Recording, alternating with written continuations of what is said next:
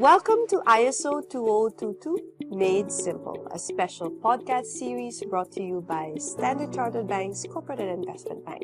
My name is Domingo. I'm Global Head of Digital Platform and Products, and I am your host for today. In this series, we invite experts to break down ISO, make sense of the standard one step at a time. We will dive into the essentials of ISO 2022, as well as we will explore how the new standard can be a foundation on building the future of payments. We are very pleased to have with us today Danielle Sharpe, Head of FI Clearing Products in the Transaction Bank in Standard Chartered, and she will help us demystify ISO and make it simple.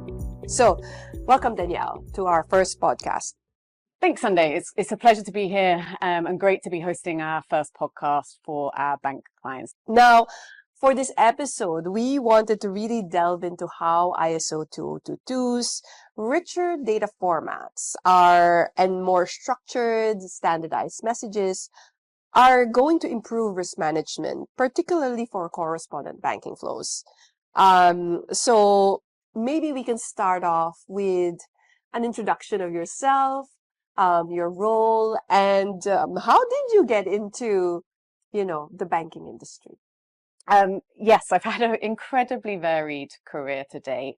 I started in law enforcement in the UK as part of the City of London Police, where I was heavily involved in investigations linked to financial crime. So if any of you have seen The Wolf of Wall Street, then you'll be familiar with the types of crime and activity that I would have been involved in at that point.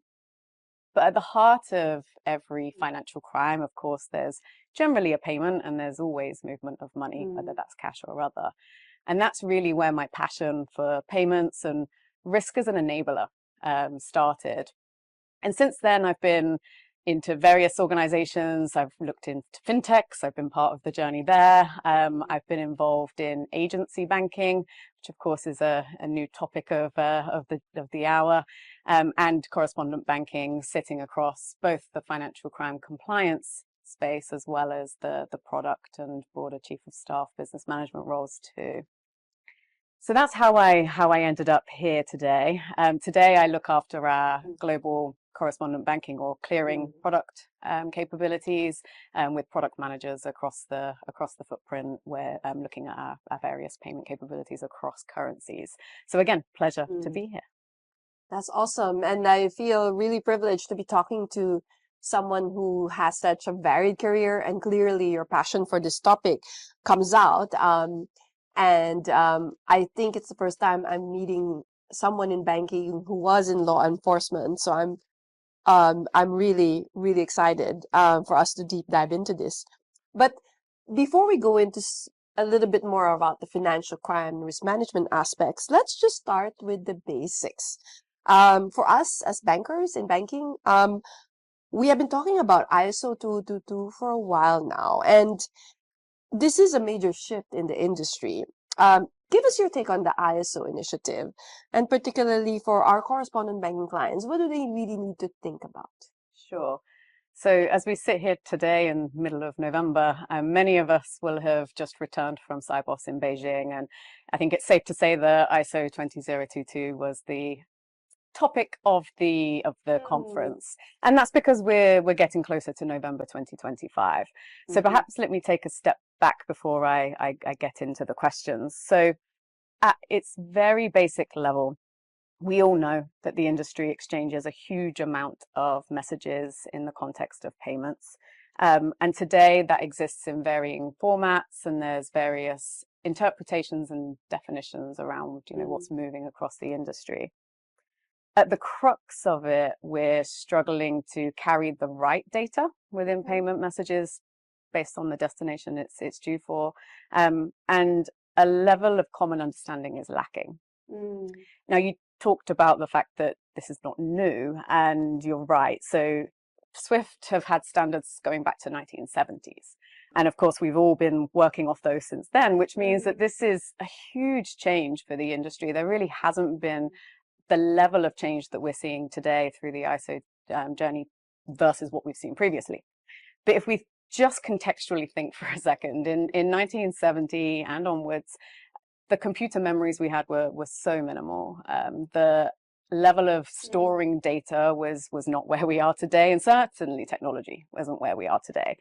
And yet it was pioneering at that point, and I think we can all say that actually has been very helpful, and we're now at a point where we need to evolve further. ISO 20022 was first introduced as a concept in 2004. And since then, varying payment market infrastructures have been on the journey to migrate and to take on the ISO formats that we see today, largely through the RTGS systems. And, we can see today that, the US, certainly for chips, the UK and CHAPS, Europe and SEPA and Target 2 and Singapore, they've all started on that journey also. In fact, they're already there. And there's many, many more to come. And many real-time systems have also got to a place where they are ISO native. Now, the reason it's much more prominent in conversation today is because of CBPR+. And importantly, and I think we'll get into this through today's conversation, there are two parallel streams. There's the high value HVPS+, and then there's the cross-border, the CBPR+. And the CBPR+ comes with a deadline of November 2025. And that, of course, is why the industry is talking and eagerly anticipating and trying to get themselves ready for that milestone. Now, in terms of what changes, so the focus for us as an industry and the banking community that we're talking with today, it's the payments and the cash management domain that's in scope and is really prevalent to this discussion. And by that, I'm talking about packs generally, although Payne has a big and important role to play in our downstream client base also as a payment initiation format. The CAMPT and the statements and reporting will come a little bit later, but they will also have benefits too. And what I see is us moving to an open and global standard. I'm looking at us moving towards a common language for payments worldwide. And with that comes harmonization and efficiency and optimization too. And in practice, we're essentially moving from an MT 103 format where we've had very limited fields, a lot of free format, often things squeezed together in one field. Or truncated. To a PAX 08 where we've got over 1,000 different data fields that could be leveraged, that are far more structured in nature, that contain party information, structured address information, purpose codes, and a specific field for that to go in, and lots of other benefits that come with that. And in reality, that means it's easier to find what we're looking for. So my take on this, I actually talking about Sibos, I was listening to one of the Swift industry standard forums, and the gentleman was talking about ISO as a bit like Lego. And I liked that analogy because he referred to the fact that all of the component parts of a Lego set are standardized. And yet you can stack them together in different ways and build something. And yet you can take parts away, reuse them later, and rebuild something else, and it still works. And as a philosophy and a concept, I really liked that because I think that's certainly what ISO is there to do. It's almost a business model that looks at all of the interactions and players in the chain and allows us to use it in a future-proofed way. The reality, and I guess just to close out on where I think we are. So EY mentioned in a recent report that 5 to 10% of payments trigger some form of alert, and 99% of those are usually false positives. So of course that tells us that there is a problem, there is a lot of friction in the system today and a lot of opportunity. And I think ISO will help us get there. But I do think that most of us as a bank segment are focused on how we get to the compliance stage first. And so by that, I think we're talking about like for like, as opposed to truly using the rich data elements. But when we get there, I think it will be a great outcome for the industry. Okay, that's an amazing analogy. I think comparing it to Lego blocks, I've never really thought of it that way, but that's awesome. You talked a lot about the improved data granularity that we will get with the much richer ISO standard. And you're right, there are still challenges. So every bank will be on this journey. Some may start with a like for like. Some may already start taking advantage of the richer information and the increased placeholders for data. How do you think this will reduce the likelihood of fraud or other financial crimes? What we don't want is a future Wolf of Wall Street misusing our banking rails. Absolutely. So again, I don't believe that ISO 20022 is a silver bullet. So it's not going to prevent fraud. It's not going to prevent financial crime and the next Wolf of Wall Street. But what it will do, and if we think about the opportunity here, so we're essentially, and we should be as an industry, moving towards a world where we're looking at connectivity, data-driven, client impacting decisions. Rather than seeing data as something that just exists in a payment message, looking at it as something that drives innovation and can be leveraged and used for greater good. And so from a fraud and financial crime perspective, certainly higher standardization means less manipulation. Now, in today's world and in the years gone by, it's been easier for criminals to hide behind very complex cross-border payment structures. Certain information gets dropped, to your point, or truncated, and we don't necessarily have a standardized or uniform way of looking at the end-to-end value chain. With that, of course, comes the ability to look at things through a much more predictable lens as well. And I think one of the beauties of XML schema is it's machine readable. And so in the context of fraud or financial crime, you can leverage that to move away from less static rules-based ways of detecting to be more predictable, more machine learning, AI capabilities to build on top that allows us to be more proactive in our capabilities as opposed to reactive. And that has a great outcome for our end clients too. They want to know their money's safe and protected. I think the other piece that will be useful in the context of fraud and financial crime is the purpose code and the legal entity identifiers. And once that becomes harmonized, and we know that's not yet, different countries have different timelines for which this will become mandatory or not, but where we will be able to leverage that in the context of financial crime and fraud is we start to build patterns. We start to see what normal looks like for a client, and we can build on that and leverage those insights to be able to see when something starts to look a little bit unusual. And I think the last thing I'll say on this is we know that as a industry from a cross-border landscape, clients are always wanting more. They're wanting faster. They want an experience very much like a domestic payment. And whilst we are on that journey, I think the important part here is the faster money moves, the faster money gets lost. And fraud cost the industry $485 billion in 2023. So it's not a small issue to solve for. And therefore, by leveraging the ISO 20022 structures, standardization, and ability to be able to ingest that insight into downstream systems, I think is incredibly important and holds a huge amount of value. That's great to hear, Danielle. And there's clearly a lot of benefits that banks will get from the new standard. And you mentioned about payments are evolving, they're becoming faster. So clearly the complexity of money movement around the world is something that we're always thinking about as Standard Chartered Bank. We operate in the world's most dynamic emerging markets. And because of our footprint, how we manage operational risk is always on top of our minds. And clearly, this is on top of many of our FI clients' agenda.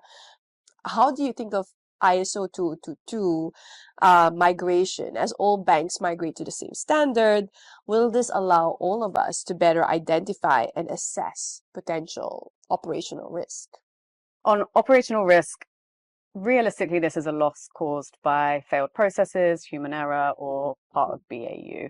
And the likelihood of this is much higher when there is manual intervention or exceptions handling. So at the forefront of all of this, straight-through processing is going to be a great upside to improving or decreasing the level of manual intervention that we see today.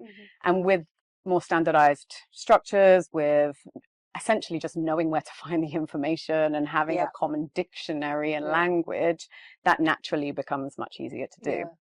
I think also today, and we tie this back to either sanctions or monitoring, we get a lot of payments that are impacted and disrupted because of the unstructured ways of operating. And that means that a human still has to look at it, whether it's in a truly operational sense or whether it's in a financial crime investigation sense. So today, for example, if I'm receiving a payment from Cuban Eats, and I'm a supplier based in wherever the location I am, the likelihood is Cuban Eats is going to come up in field 50 or field 72, perhaps, as part of the remittance data. And that's going to be impacted. And so in tomorrow's world, there will be a clear place in the message for Cuba to be looked at as a country, not as part of a restaurant name. And we can take more intelligent decisions. And again, this will have a big play in the operational risk space too, because if we're getting false positives caused by unstructured formats due to nothing more than a client doing anything that they would normally do in the day-to-day, course of their business, we can't see the wood for the trees. And therefore our staff and, the people on the front line trying to prevent any issues or trying to remediate concerns, they're perhaps, not being able to focus on what truly matters and are being distracted by some of that noise. So I think that reducing interruption will also have a big part to play in here too. Now, of course, from an operational risk perspective, I think the other elements are around less data entry issues. So again, today, it may well be that payments get stopped because of formatting issues, because of the incorrect basic information, absolutely that. And of course, there's also the possibility to introduce enhanced automation with common manual handling challenges we see today. And so the more that we learn, the more that we see thematic issues, we can apply automation tools on top of those to reduce the level of operational risk. I think once we get to a place with statements and reportings, Campty is an example, we'll get to a place where they will have specific codes that are carried with them. And so in a world where a specific code could be applied to, Benny claim non-receipt, that can be routed to the right teams. That can be routed to a place where it can be resolved much faster rather than relying on MT199s that perhaps land in one place and then have to be allocated onwards. So again, I think there's also operational benefits there. And the last thing I would mention on operational risk and efficiencies through ISO 20022 as a result of the footprint that we operate in is, of course, we have specialists across the globe and, in the various markets that we support. But I mentioned at the start of the conversation today that there are unique differences in each location that drive the data that's required to go into the payment formats. And so as we get to a cleaner, more harmonized way of sending payment messages across the globe, whether that's domestic or cross-border, we can start to give clients much more insight. We can start to give our own operational teams much more understanding and knowledge around what good looks like. What are the critical data elements that need to be in a payment message and where should they go? And that, of course, in turn will equally help from an operational risk and an operational processing perspective too. I loved what you said about the standard helping to reduce the friction, helping us reduce operational manual handling, which will improve service levels to our customers, so our customers benefit as well. More importantly, I love Cuban food and I don't want my payment to my favorite Cuban restaurant to be held up. So that's really great stuff around making the whole ecosystem really much more efficient and much more streamlined.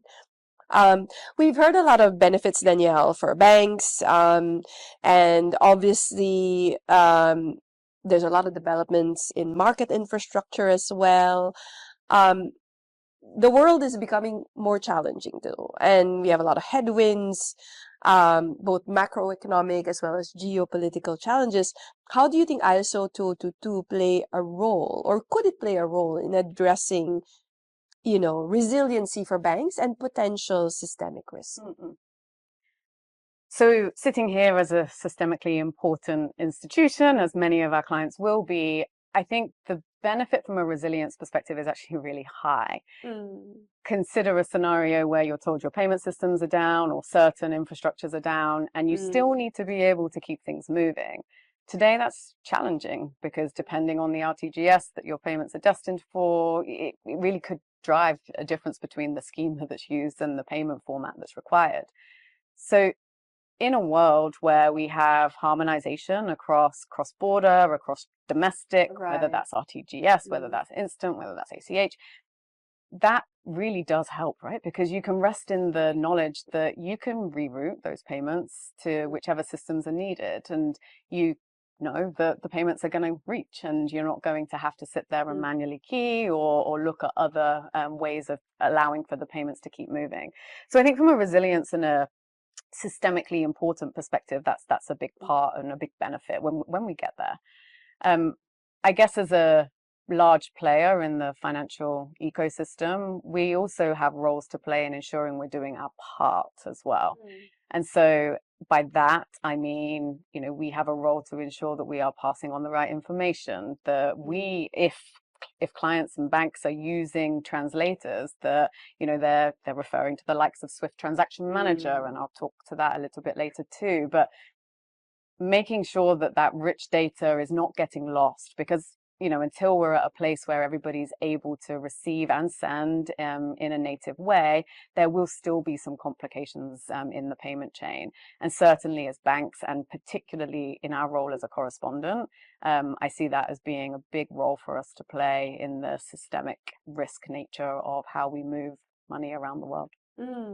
I mean, I love how you framed that the standard is actually helping us harmonize what traditionally were domestic payment infrastructure with now the cross-border network through Swift. So I would like to dive into a little bit in the interoperability across the financial ecosystem that you kind of was talking about. What are the ways that you think ISO 222 across the ecosystem enhance payments transparency? I think you talked a little bit about that already. But, you know, messages exchanged between different financial entities, and these could be banks, these could also be non-banking players. Um, what do you think the future looks like in terms of interoperability, even within and outside the traditional Swift ecosystem? Sure. So transparency, I think you mentioned in your question there, I think is also a big enabler, and that will be part of the interoperability play. In fact, we can't sit here and talk about ISO 20022 and not talk about interoperability. I think there's a promise and then there's a reality. And if I think about the promise for a second, which I am a huge advocate for, RTGS and instant schemes are already getting there. So we know that there is a roadmap on the HVPS systems, and we also know that instant payment schemes are already there in certain markets. And in a world where we can get everybody onboarded and ready to go by November 2025 and beyond, then we're reaching a space where we have a worldwide universal language. And I think that from an interoperability perspective is incredibly helpful. The challenges and the realities are there are still nuances, and I referred to this earlier. And so when we get to that final crediting of accounts in the beneficiary, beneficiary bank, there are still some, downstream issues there around what they're expecting. And there's also data localization challenges that come with this, and what we can actually share across border and what happens with that. And so getting to a place where we are truly interoperable, I think we're still a long way off. And, I spoke on a panel at Cybos, and there's some articles covering this too about data and the cross-border sharing of data, and actually how that is an enabler to interoperability too. And I think we all walked away there agreeing that we're still a fair way to go. And, and until we're in a place where, I guess if we think about what the benefits of ISO could bring, we're seeing a well-structured end-to-end payment message that carries all of the party information, all of the address information. We can see who it's been to or who've been through at each hop of the way. And yet we're still going to be in a world where everybody is going to screen the same information over and over and over again. And there will still be the same questions asked downstream. And so in a world where we're truly interoperable, where we can truly communicate freely with each other and, be able to land messages as quickly as possible in a fast moving world, there are still some hurdles that we're going to have to overcome, that I've just touched on there as well, and plenty more. Yeah, I mean, I think the promise of this future, as you said, is really compelling for a lot of us in the banking industry.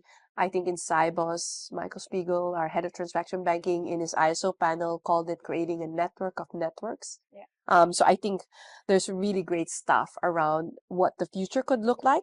Now, we've heard a lot of benefits, Danielle, a lot of benefits. But for banks, even for us as Standard Chartered, this is still a huge, tremendous change. We have significant investment we need to do in our systems. We need to change our processes and maybe even retrain our people. But as you said, as banks, we have to be ready, and we have to be ready for November 2025. So for our clients out there, our FI clients who are listening, what are the risks for them if they are not ready for this shift to ISO? Yeah, so let me break that into two parts. I suppose the first risk is that Swift have been quite open that, post November 2025, if you're unable to send, receive, there's converters out there, you can, of course, talk to Swift about whatever you might require to be ready, but you will be at risk of not being able to send and receive payments. And I guess that's the crux of the Business matter. stops. Absolutely. But of course, when we get into the more day-to-day, BAU risks of not being quite ready. The latest data, again, sitting here today in November 2024, is that 27.6% of payment initiation is now ISO native. And that's according to the Swift data, the reports that they release. There's still a long way to go. I would say that for banks, and we're on the same journey as many of our clients, perhaps slightly more advanced than some. I think it's important for us to not only look at this as a means to an end or meeting a compliance deadline.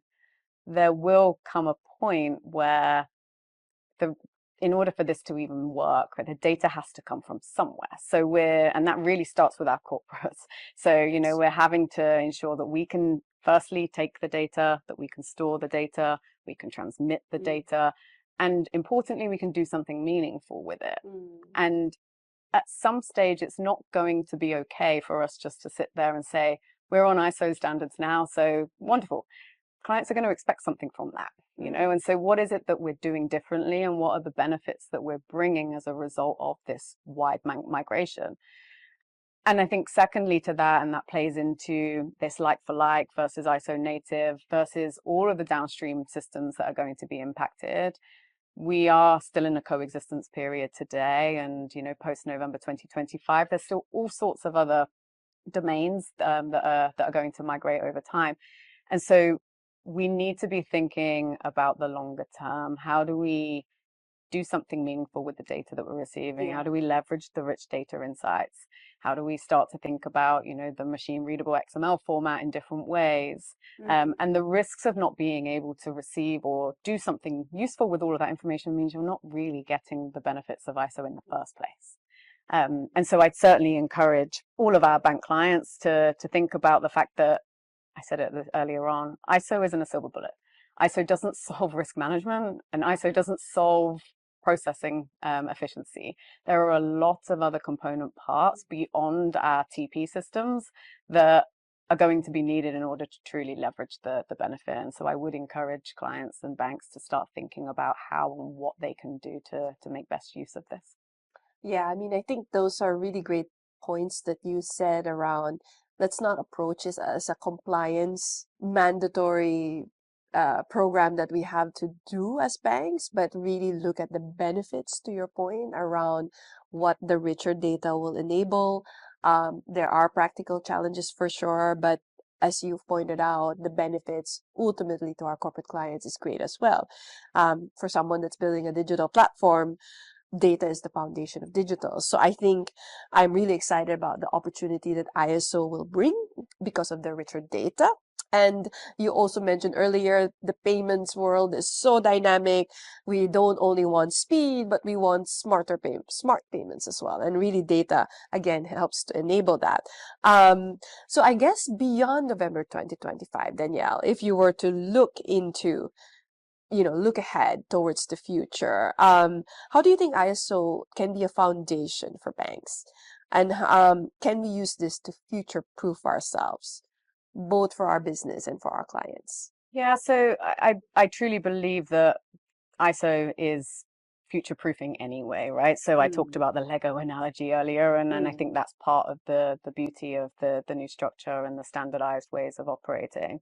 I think there are a few things that I would mention here that are important for banks to consider as part of the future proofing journey. And as part of the migration itself. And there's a future podcast that will touch on some of those in more specific detail, so I won't get too deep into the migration. But I touched on the fact that it's not just transaction processing systems. And so in order to future-proof yourself down the line, all of the underlying and downstream systems need to be upgraded and ready. And today, I think it's completely reasonable that we're retrofitting legacy systems to do the job. But thinking about the investments that are required in order to stay ahead of the curve and use and reap the rewards of ISO is going to be an important topic to watch. Data availability, I spoke about the fact we have to start collecting it, and of course that means we need to start educating our clients downstream, so corporates, retail, wherever they may be, and make sure that we're retrieving and collecting the right level of data to facilitate the benefits of ISO. And that also means that we need to be able to store it, archive it, and ideally query it and do some sort of level of analysis over the top of it to make it meaningful for our business as well as from a risk lens. There will be aspects to consider around, data validation rules and data mapping. And again, I think that's incredibly important. If you're designing systems today around those, then how that plays into the future and the level of adaptation you need to make down the line will be something to consider. We spoke about, translators earlier and data drop and data truncation. And, again, in order to ensure that we're not playing a role in that, again, it's important to test. So we have to actively be involved in testing to understand where there are issues today to ensure that we can future-proof for tomorrow. And on that topic, and I spoke about Transaction Manager earlier, and I do want to spend a quick moment on this. Today, Swift are producing reports on likely abort scenarios. And I think it's incredibly important that as an industry, you're looking at this. Now, Transaction Manager will have additional rules on top of the Swift validation rules. So not only will it store the highest quality MX message, which is fantastic for any organization that isn't receiving the full MX version, it will also have rules that could result in NACs or rejects. And the report will tell you what could be driving that today. And so perhaps you're recycling UETRs or, something may be happening in the course of your business. And so it will be incredibly important for you to ensure that you understand where certain activities may happen without you realizing, so that you're not creating additional friction for your clients once we get to a stage where certainly Transaction Manager plays a wider role.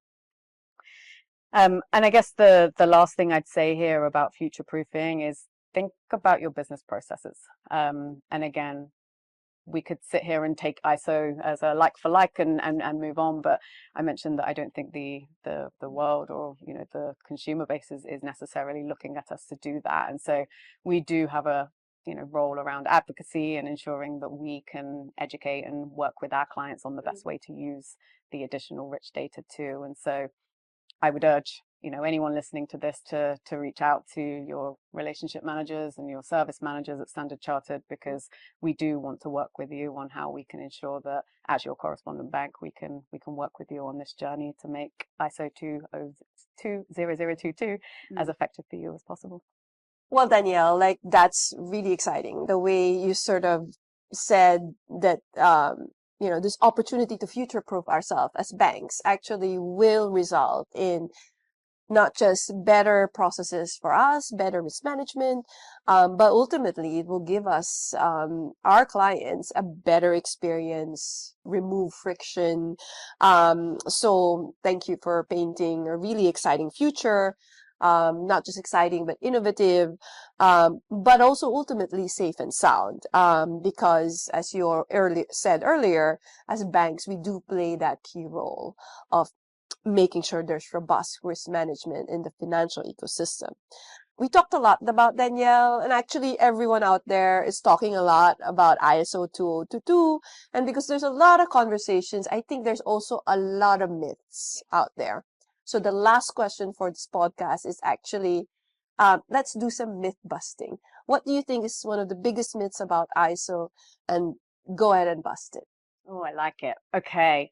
So I guess my answer to that question would be that on its own, ISO does not solve our problems. I think there's perhaps an expectation out there that with structured data and with populated data fields, we'll be able to reduce false positives and be able to understand exactly, how to find the right level of risk management through the downstream systems that we use. My take on this is that I think there's probably going to be a higher level of false positives to begin with, whilst we work out what should we be screening. There's 1,000 plus, data fields now for us to look at. And so what's most important? How do we use it to our advantage? And how do we make sure that we don't get more distracted because we've got additional data to do something with? Yeah. So I guess that's the myth I'd like to bust and reiterate that it is incredibly important for us to tune those downstream systems and not just hope that because we've got extra data in the fields that will be a silver bullet for us to be able to be excellent and proficient at risk management. Well, that is awesome. And I think that's a great take to end this podcast. So thank you, Danielle, for being our first guest in this podcast series. And thank you to everyone who have tuned in into our conversation. That is it for today's episode. Join us again next time as we demystify ISO and make it simple.